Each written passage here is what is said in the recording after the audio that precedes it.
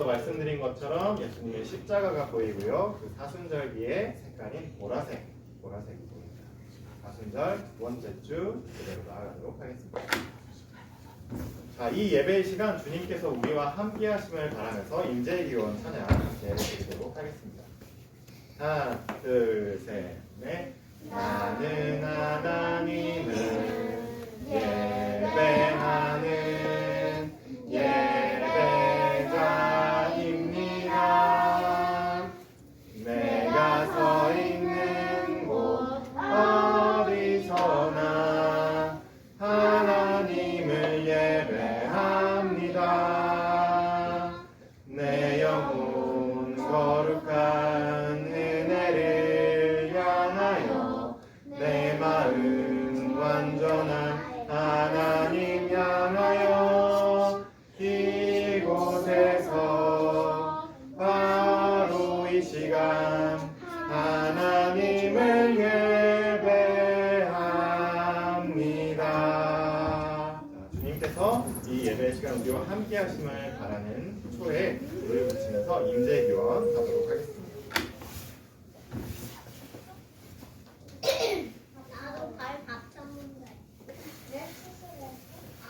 주님의 초에 불이 밝았습니다. 여러분이 이제 우리 주님의 말씀을 들으십시오.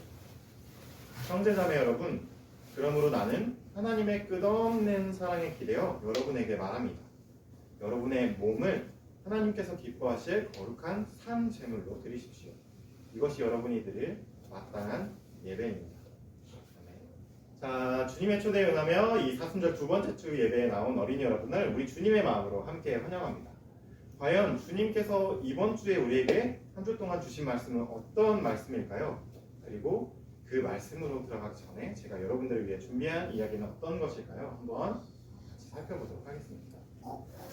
자, 여러분 이사나 전학을 해봤다 한 사람 써? 그쵸, 많이 있죠. 거의 대부분인데, 자, 여러분 이사나 전학을 갈 때 마음이 어땠나요? 슬펐어. 그동안 정들었던 동네, 정들었던 친구들이랑 헤어져야 되니까 많이 슬펐던 친구들이 있을 거예요. 준영이 좋았어요? 왜 좋았어요? 이사 전학 가는 게? 친구들을 계속 안 바꾸는 6학년 내내 친구를 안 바꾸는 작은 학교 같고 큰 학교로 가게 돼서 많은 친구들을 만날 수 있게 돼서 좋았다. 네, 이러한 친구도 있습니다.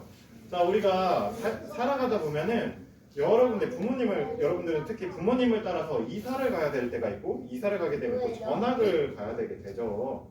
그렇게 해서 사람들은 이렇게 이사를 가기도 하고 전학을 가기도 합니다. 자, 그때 여러분들이 그 살던 곳, 거기서 이제 새로운 곳으로 가게 되는 그때의 마음이 여러 가지가 있을 겁니다. 아쉬운 마음, 슬픈 마음, 좋은 마음, 기대되는 마음, 설레는 마음, 여러 가지가 있을 텐데요. 오늘 하나님께서 우리에게 주신 말씀도 이렇게 이사가는 이야기가 함께 등장합니다. 과연 말씀 속에서 등장하는 어떤 사람이 자기가 살던 곳을 떠나서 이사를 가게 됐을까요? 한번 우리가, 그리고 그 사람의 마음은 어땠을까요? 한번 우리가 기대하면서, 하나님의 말씀을 기대하면서 예배로 더 들어가 보도록 하겠습니다. 자, 하나님을 높이는 경배 찬양 함께 부르도록 하겠습니다. 하나, 둘, 셋, 넷. 나는 이미 여호와여 내가 주를 사랑하나이다. 한 번 더. 네. 나의 이미신 여호와여 내가 주를 사랑하나이다. 자, 지금 이 시간에는 일주일 동안 우리가 하나님 앞에 지은 죄를 하나님께 고백하는, 죄를 일으키는 참회의 기도를 드리는 시간입니다. 자, 우리 입술과 우리의 마음을 모아서 함께 고백하도록 하겠습니다. 자, 기도합니다. 거룩하신 하나님, 우리는 일주일 동안 주님을 잊고 살았습니다. 자비로우신 하나님, 우리의 죄를 용서하소서. 나 자신과 이웃을 주님의 사랑으로 대하지 못했습니다. 잘못된 생각과 말과 행동을 자연과 온 세상을 하나님의 마음으로 보살피지 못했습니다.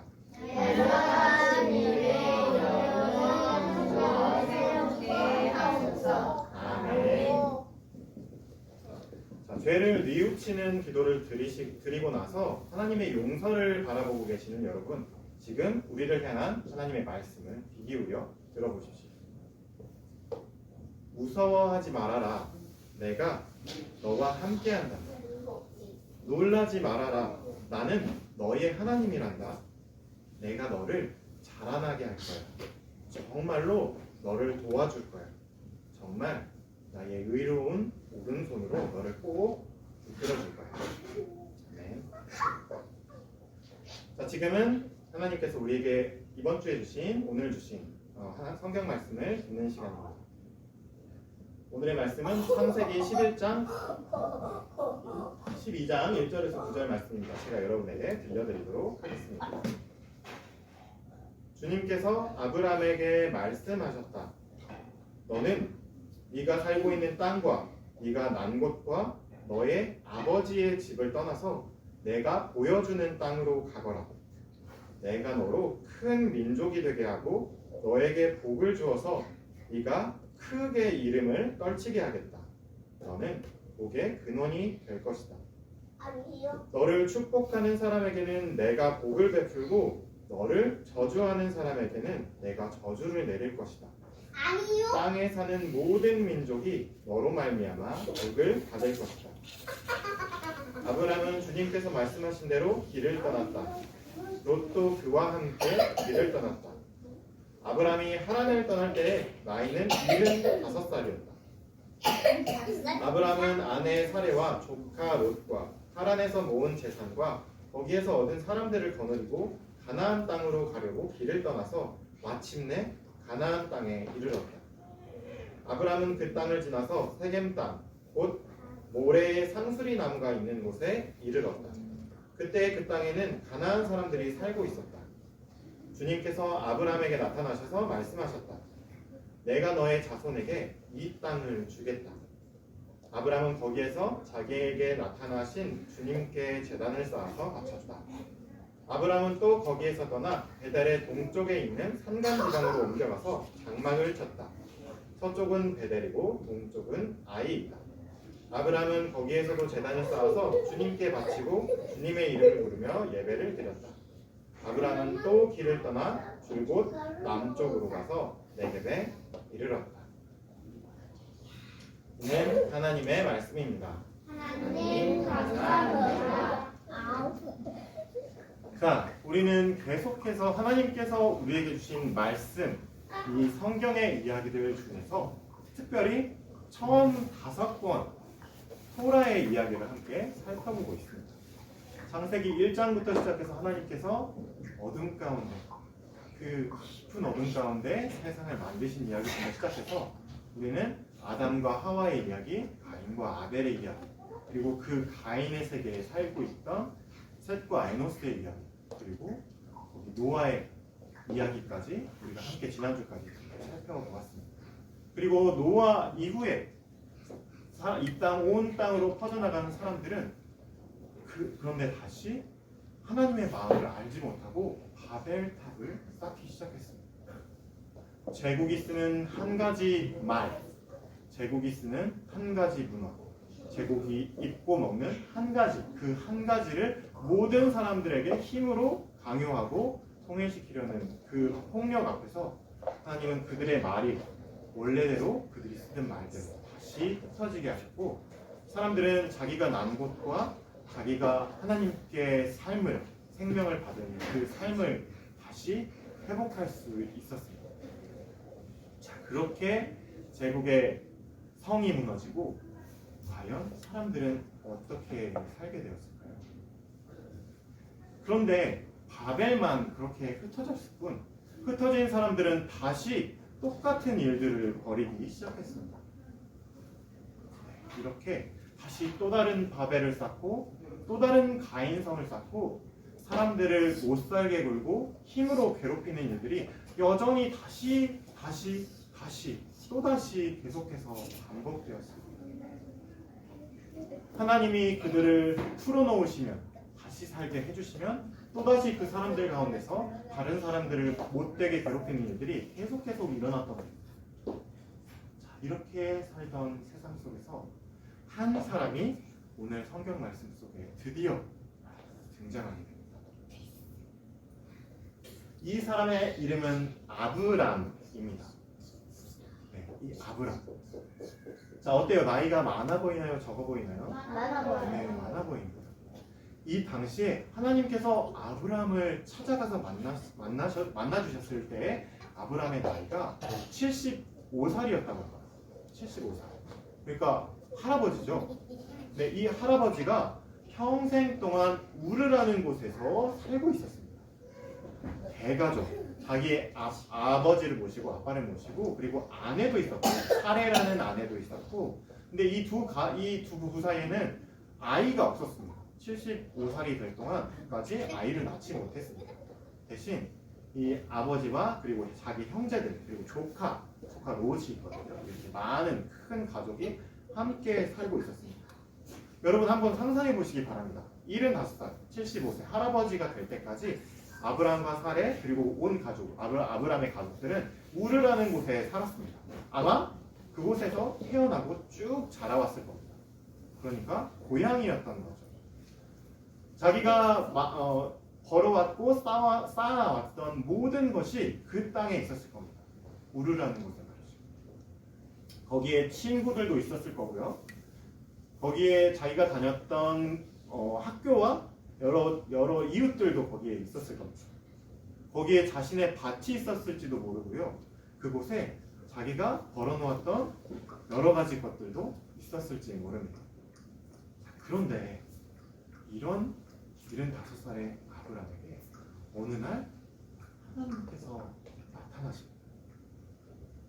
하나님께서 아브람에게 나타나셔서 뭐라고 말씀하셨을까요? 하나님께서 아브람과 약속을 맺으시는데 하나님은 과연 아브람에게 어떤 약속을 맺어주셨을까요? 여러분 한번 상상해 보시기 바랍니다. 오늘 밤에 하나님이 여러분에게 나타나서 내가 너와 약속을 맺을 거야. 넌 어떤 약속을 나한테 빌래? 라고 이야기하시면 여러분 어떤 약속을 비시겠어요? 돈. 그쵸. 돈 중요하죠. 또 어떤 게 있을까요?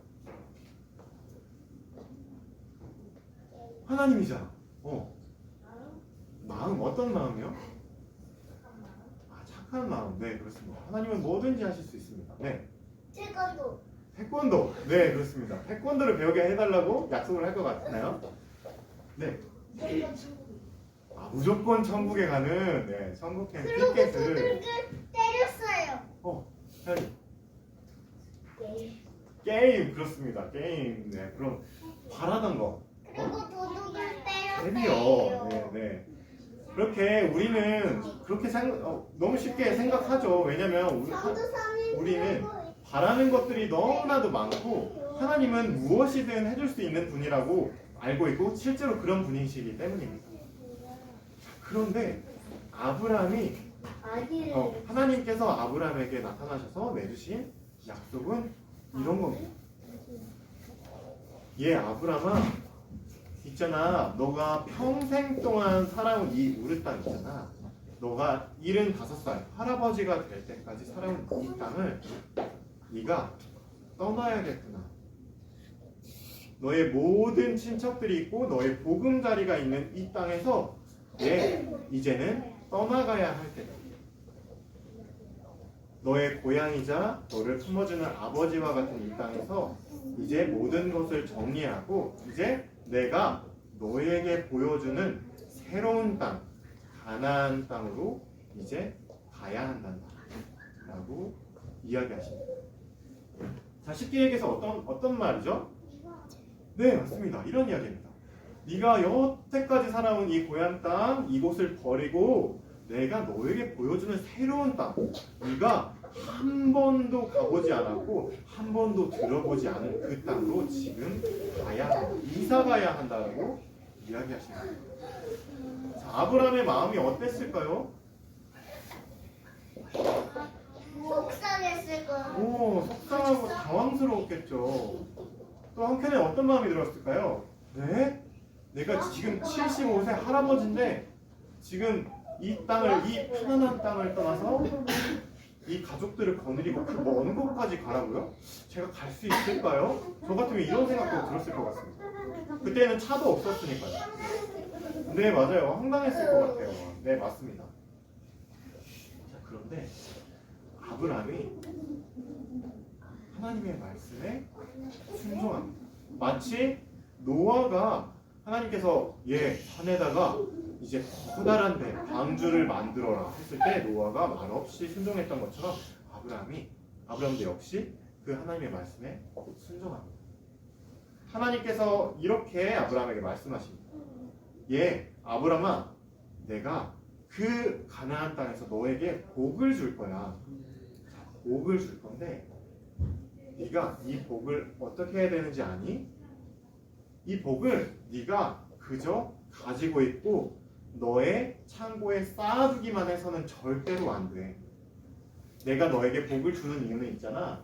너의 이웃 사람들, 네 곁에 있는 사람들과 함께 하나님의 복, 내가 준 복을 나누기 위해서 주는 거야. 자, 그러면 그 복이 어떻게 될지 아니? 온 세상에 너를 통해서 하나님의 복이 온 세상에 퍼지게 될 거야. 그리고 하나님께서 한 가지 더 말씀하십니다. 아브라함아, 이 땅에서 네가 그 낯선 여행길을, 이삭길을 떠나는 길에, 그리고 너가 평생 살아가는 그 길에 너를 축복하는 사람은 내가 반드시 그 사람을 축복할 거야. 혹시 너를 못되게 하고 너를 저주하는 사람에게는 내가 하나님이 내가 그 사람을 반드시 저주할 거야 라고 이야기합니다. 그런데 마지막에 단서를 붙이십니다. 그런데 있잖아, 이 세상 모든 사람이 너를 통해서, 너로 말미암아서 온 세상 사람이 나의 하나님의 복을 받게 될 거야 라고 이야기하십니다. 자, 이 이야기는 무엇일까요? 바꿔서 말하면 이겁니다. 내가 너를 축복하는 사람은 축복하고 너를 저주하는 사람은 저주할 거야. 근데 이 세상에 있는 모든 사람이 하나님의 복을 받게 될 거야 라는 것은 하나님의 사람한테 주어진 책임을 하나님께서 일깨우는 겁니다. 어떤 거죠? 하나님의 사람은 다른 사람을 저주하는 사람인가요? 축복하는 사람인가요? 네, 맞습니다. 하나님의 사람은 자기가 만나는 사람들을 하나님의 복, 하나님의 말씀으로 축복하고 사랑하는 사람입니다.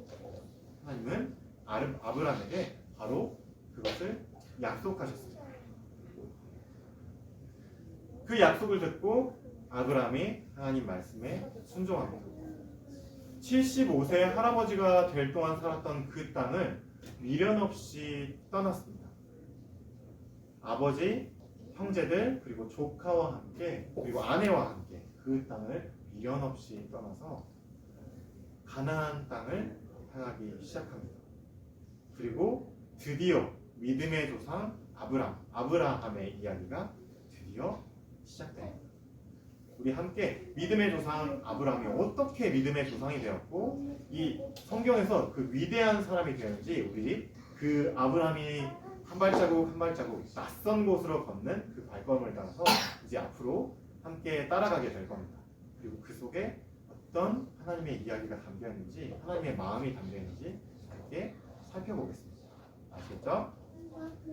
자, 이제 하나님께서 우리에게 주신 말씀 기억하면서 거두는 기도 드리도록 하겠습니다. 자, 기도하겠습니다. 주님, 오늘은 가인의 세계에서 바벨탑을 쌓는 사람들 중에 나타난 말씀의 사람의 이야기를 들었습니다. 말씀의 사람, 믿음의 조상 아브람은 하나님의 말씀에 기대는 사람이었습니다. 너무나도 익숙하고 너무나도 친근한 세계를 떠나 하나님이 보여주시는 세상을 향하여 믿음의 여행을 아브람은 떠났습니다. 우리도 오늘 이야기를 기억하며 주님의 말씀에 귀 기울이는 어린이들이 되겠습니다. 우리 눈에 좋아 보이는 길이 아니라 주님께서 부르시고 말씀하시고 또 주님과 함께 걷는 길을 택하겠습니다. 주님 그 길에 우리와 함께 해 주옵소서. 감사드리며 예수 그리스도의 이름으로 기도합니다. 자, 주신 말씀에 우리의 마음으로 응답하는 찬양 함께 부르도록 하겠습니다. 하나, 둘, 셋, 넷. 주의 말씀은 내 발의 등이요 내 길의 빛이니이다. 주의 말씀은 내 발의 등이요 내 길의 빛이니이다. 내 길의 빛이니이다. 자, 지금은 하나님께서 우리에게 주신 것을 하나님께 감사한 마음을 담아 다시 하나님께 올려드리는 헌금 시간, 봉헌 시간입니다. 함께 내게 있는 향락과 찬양하면서 하나님께 봉헌하도록 하겠습니다.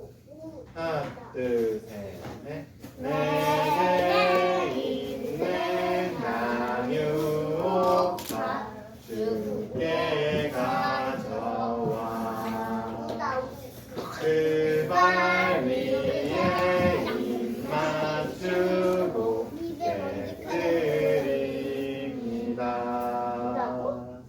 나를 위해 험한 산길 오르신 그 발 걸음마다 크신 사랑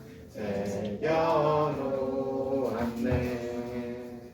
자, 우리가 드린 헌금에서 함께 봉헌기도 드리도록 하겠습니다. 우리 입술과 우리의 마음을 모아서 함께 봉헌기도 드립니다. 우리가 누리는 모든 것이 하나님께서 주신 것이니 우리가 받은 것을 하나님께 바치십니다. 주님, 우리를 통해 하나님의 나라를 이 땅 위에 이루소서. 예수 그리스도의 이름으로 기도합니다. 아멘. 자, 이제 함께 예배드린 옆 사람과 함께 평화의 인사를 나누는 시간입니다. 서로의 눈을 마주보면서 우리 주님의 평화를 빕니다. 우리 주님의 평화를 빕니다. 자, 이제 보냄의 말씀입니다. 어린이 여러분, 우리에게 주신 주님의 말씀을 꼭 기억하십시오. 여러분을 향한 하나님의 말씀을 결코 잊지 마십시오. 한달 동안 하나님의 자녀로 살겠습니다. 주님과 함께 넣어주십시오. 네. 주님에게도 함께 찬양하도록 하겠습니다.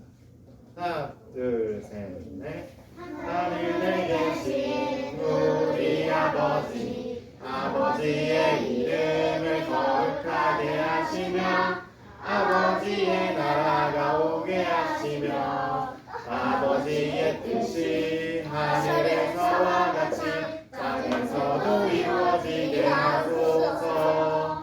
오늘 우리에게 일용할 양식을 주시고 우리가 우리에게 잘못한 사람을 용서하여 준 것 같이 우리 죄를 용서하여 주시고 우리를 시험에 빠지지 않게 하시고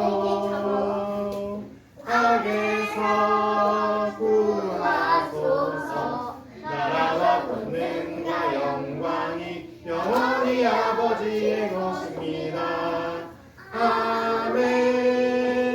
네, 사순절 두 번째 주 예배를 마치도록 하겠습니다. 현영아 나는